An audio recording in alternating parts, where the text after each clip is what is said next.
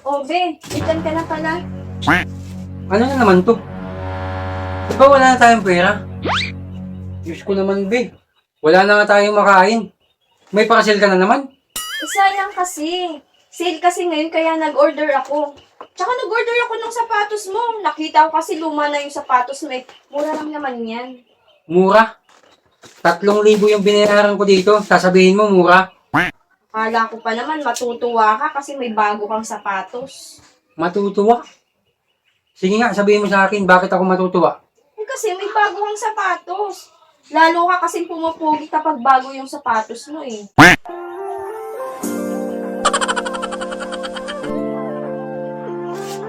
Parang tanga to. Oo nga, mas pogi ka kapag bago ang sapatos mo. Talaga?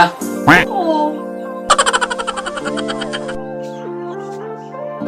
Hindi na nga. Hindi na ako galit sa'yo. Love you.